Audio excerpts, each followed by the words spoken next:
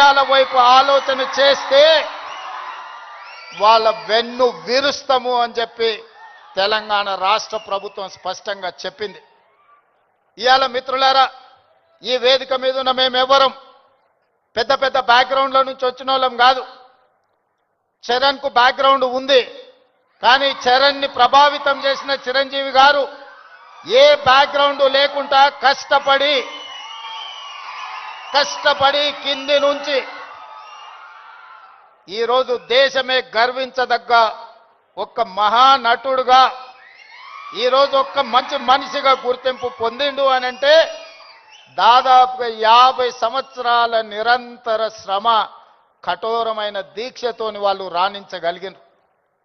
వాళ్ళు కఠోరమైన కష్టాలను ఎదుర్కొని, కష్టాలు వచ్చినా, ఇబ్బందులు ఎదురైనా, అవమానాలకు లోనైనా ఏ రోజు కూడా బాధతో కుంగిపోలేదు. భయంతో మాదక ద్రవ్యాల వైపు లేకపోతే వ్యసనాల వైపు బానిసలు కాలేదు. నిటారుగా నిలబడి వాటిని ఎదుర్కొని ఈరోజు ప్రపంచానికే ఆదర్శంగా నిలబడే విధంగా ఈరోజు వాళ్ళు రాణించారు. మరి ఈనాడు మనమందరం ఆలోచన చేయాలి. ఉద్యమ స్ఫూర్తి అయిన తెలంగాణ రాష్ట్రం, ఉద్యమాలతోనే సాధించుకున్న తెలంగాణ రాష్ట్రంలో ఈరోజు పాఠశాలల నుంచి కళాశాలల వరకు, కళాశాలల నుంచి యూనివర్సిటీల వరకు విద్యార్థులు గంజాయి ప్రభావితానికో లేకపోతే డ్రగ్స్ మహమ్మారికి బలైపోతున్నారు అని అంటే మనందరం చూసుకుంటూ కూర్చుందామా? ఒకసారి ఆలోచన చేయండి. అందుకే మిత్రులారా, ఈరోజు ప్రపంచ దేశాలలో అత్యధిక జనాభా ఉన్న దేశం భారతదేశం. కానీ ఈరోజు మీరు ఆలోచన చేయండి, మొన్న జరిగిన ఒలింపిక్స్ క్రీడల్లో పుల్లెల గోపీచంద్ గారు తయారు చేసిన వాళ్ళు కాస్తో కూస్తో మెడల్స్ సాధించి, సానియా మిర్జా కావచ్చు, లేకపోతే పివి సింధు కావచ్చు, లేదా నిఖత్ జరీన్ కావచ్చు, లేకపోతే సిరాజుద్దీన్ కావచ్చు, వీళ్ళు క్రీడలలో రాణించి ఈ దేశ ప్రతిష్టను కాపాడింది. ఒకవైపు 140 కోట్ల జనాభా ఉన్న భారతదేశం ఒలింపిక్స్ లో ఒక్క గోల్డ్ మెడల్ సాధించలేదు అని అంటే ఇది ప్రపంచంలో మనకు అవమానం కాదా? ఒక్కసారి ఆలోచన చేయండి. ఈరోజు ఈ దేశంలో ఉన్న జనాభాలో 15 సంవత్సరాలు పైబడి 40 సంవత్సరాల లోపల ఉన్న యువత 68%. 140 కోట్ల జనాభాలో 68% యువత ఉన్న దేశం ప్రపంచంలో ఏకైక దేశం భారతదేశం. ఈ భారతదేశం ఒలింపిక్స్ లో ఒక గోల్డ్ మెడల్ సాధించలేదు అని అంటే మనందరం ఆలోచన చేసి ఈరోజు ఒక నిర్ణయం తీసుకోవాలి. అందుకే మిత్రులారా, ఈరోజు మీ అందరినీ వేదిక మీద నుంచి ఈడికొచ్చిన వాళ్ళు 100ల మందే ఉండొచ్చు, కానీ తెలంగాణ రాష్ట్రంలో ఉన్న లక్షలాది మంది విద్యార్థులను ఈ వేదిక మీద నుంచి నేను అడుగుతున్న మీ రేవంత్ అన్నగా, ఇది మన దేశానికి, మన రాష్ట్రానికి గౌరవాన్ని తెచ్చిపెట్టేదేనా?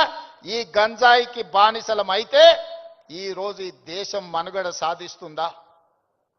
ఇంతకుముందు మిత్రులు చెప్పినట్టు మన దేశం యొక్క యువ సంపదను నిర్వీర్యం చేయాలి అంటే విజయ్ దేవరకొండ ఒక అంశాన్ని ప్రస్తావించండు. ప్రపంచ దేశాల ఆర్థిక వ్యవస్థను అధిగమించి సాంకేతికంగా అన్ని రకాలుగా ఈ దేశం ముందుకు వెళ్తే ఈ దేశాన్ని ఇంకా ఎదుర్కోలేము అన్నవాళ్ళు ఏదో రకంగా మనల్ని దెబ్బతీయాలని చూస్తారు. ఆ దెబ్బతీయడానికి ఒకరు యుద్ధం ఎన్నుకోవచ్చు, ఇంకొకరు కోవిడ్ని ఎన్నుకోవచ్చు, ఇంకొకరు గంజాయి లేదా డ్రగ్స్ ఎన్నుకోవచ్చు. శత్రులు ఏమైతే కోరుకుంటున్నారో, ఏ ఆలోచనతో ఈ దేశాన్ని నిర్వీర్యం చేయాలనుకుంటున్నారో అందులో మనం భాగస్వాములం అవుదామా? వాటిని ఎదుర్కొని నిటారుగా నిలబడదామా? ఈరోజు ఆలోచన చేయండి మిత్రులారా.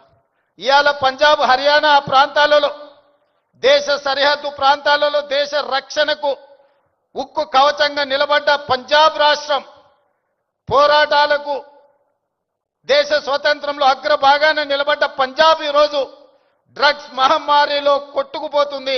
ఇవాళ పంజాబ్ రాష్ట్రం నిర్వీర్యమైంది. అక్కడి యువత బానిసలుగా మారి గంజాయికు, డ్రగ్స్ కు లోనై ఈరోజు ఆ కుటుంబాలు ఈరోజు అంతులేని దుఃఖంలో మునిగి తేలుతున్నారంటే దీనికి కారణాన్ని మనం ఆలోచన చేయాల్సిన అవసరం ఉన్నది. ఇవాళ ఒకనాడు యుద్ధం అంటేనే పంజాబీ వీరులు యుద్ధంలో ముందు బాగానే నిలబడి దేశాన్ని గెలిపించిన వాళ్ళు.